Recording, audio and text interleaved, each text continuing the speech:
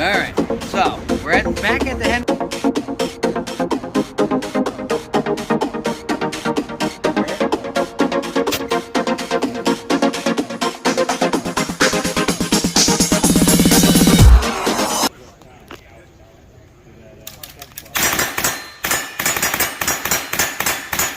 Roll call 219 here, and you're seeing this on Tuesday instead of Monday because we had a fun-filled weekend, and then I ran into work on Monday, so I didn't have time to put a video together.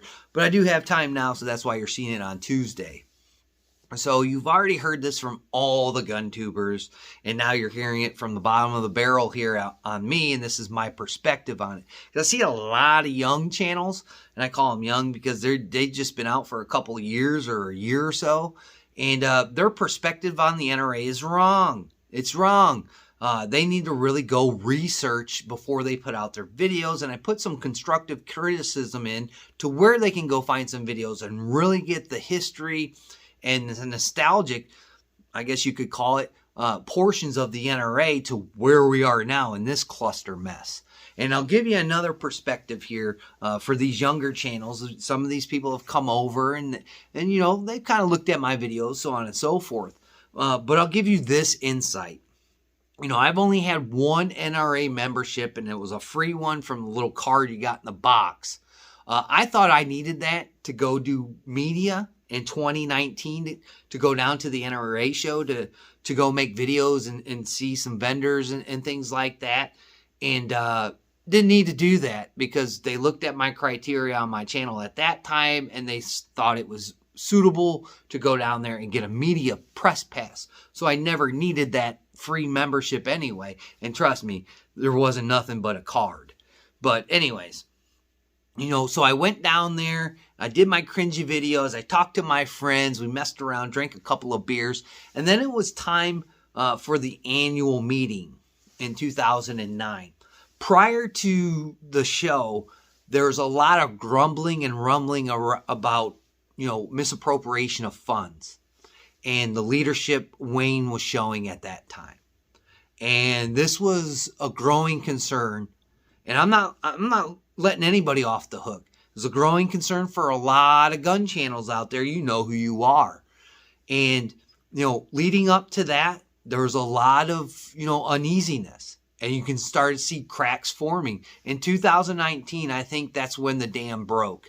Because at that time, you could go up there on stage if you were a member and you could ask, you know, this is the agenda for the anti-gunners. How are we going to counteract that? You know, do you have a plan in place? Do you have legislation that, you know, you're trying to put through, so on and so forth? There was none of that. Every member at one point came up and asked for Wayne's resignation along with the entire board. And this was an ongoing thing for like an hour. People were going up there and that's all they would say. And then you'd have the other side of the spectrum come up and say how much Wayne has done for the organization and he deserves another chance. So you had this back and forth, even to the point where people were screaming on stage. And this is being televised throughout the entire show. It's on screens everywhere. Some people probably couldn't hear what was going on, but I was in the media room watching it unfold. After that debacle was over, that time they had the meeting at a different venue. Those people came back over to where, you know, the food stand is and all the vendors and the show itself. And there's some people that were getting heated at each other. I mean, pointing fingers at in their faces, you know, back and forth. And that's when you knew this is going to crumble. This is going to fall down. This is bad. You know, this is bad for gun owners and this is bad for this organization because these people are infighting to the point where it's public now. They're doing it in public, not only on a screen in a members only type of meeting, but on the floor of the show itself. And lo and behold, just the next couple of weeks or months after that, it really started to come out.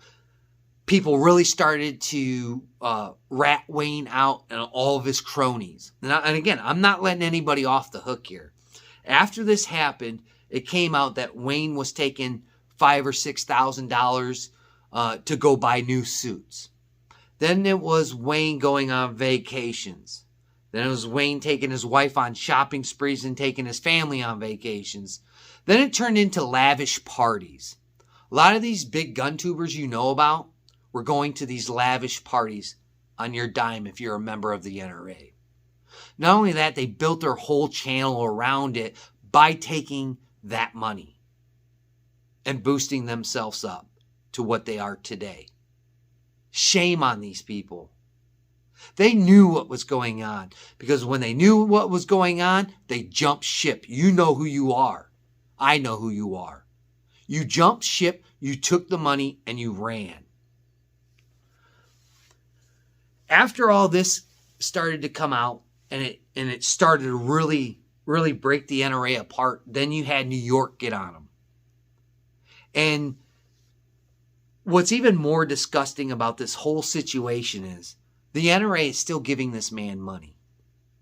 They're giving him $17 million to leave as a retirement fund. That's your money. If you're an NRA member and they're giving your money to this man who's already embezzled millions from you, and they're going to give him another $17 million, you think I'm ever going to give you any money, NRA people? Probably not. I'll probably never give you another dime. I'll use you like you did the membership to go down there and further my agenda at this point. Because that's all I look at you. You are the punching bag. You are the joke. You are the kid with the funny haircut. That's what you are. And that's all you're ever going to be from here on out. I don't care who you put in charge of that organization. I don't care if you drag Brandon Herrera in there. I don't care who it is. I'll never give you $1. You're giving this man more money from people that are clinching their rights at this point. Look at Illinois. Look at Maryland. Look at New York. Look at California. These people are suffering. Their rights are being taken from them every other day. And the NRA has the audacity. You should take that $17 million and you should fight. You should fight for these people instead of giving it to a thief and a con man. And then you wonder why people are pissed at you and your organization and everybody associated with it. And the only reason why he left is because his homie that was probably stealing money with him is going to testify against him. That's how these cases always work.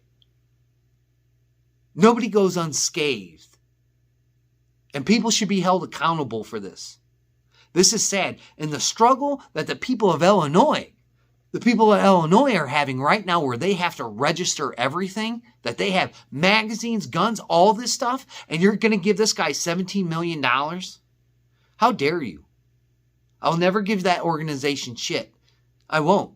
And I don't think you should. And if you have a membership there, you should cancel your membership. If you look over here, right here, this is the Indiana State Rifle and Pistol Association. Last year in 2023, I went down to the NRA show again, and that's where I gave my money to. I didn't quite give it to the NRA, but I gave it to my home state. They're the first line of defense. They're the first people that are going to come to my aid when tyrannical and stupid politicians come to try and take my rights. Eric Holcomb learned that the hard way, and we backed him into the corner, and we got constitutional carry. That's what you have to do with these politicians. And that's what a lot of the gun rights groups around this area did. They backed him into the corner, and he had no choice.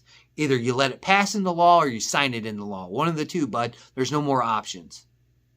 And he signed it. It is what it is, folks.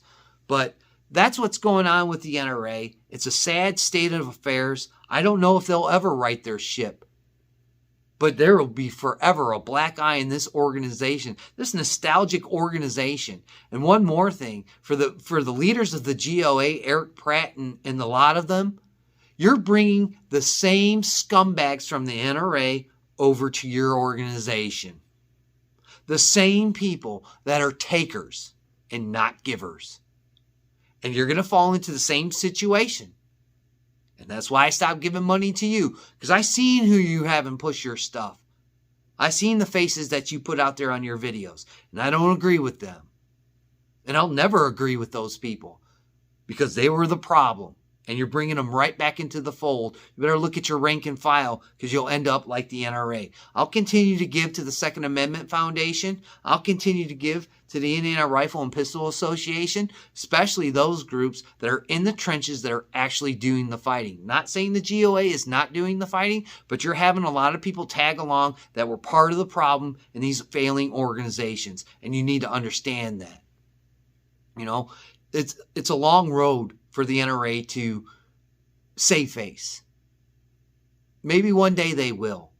But giving this man 17 millions out the back door is not a good way to go about it, especially if I was giving thousands of dollars to that organization to a man that was continuing to steal thousands of dollars over his tenure at that organization.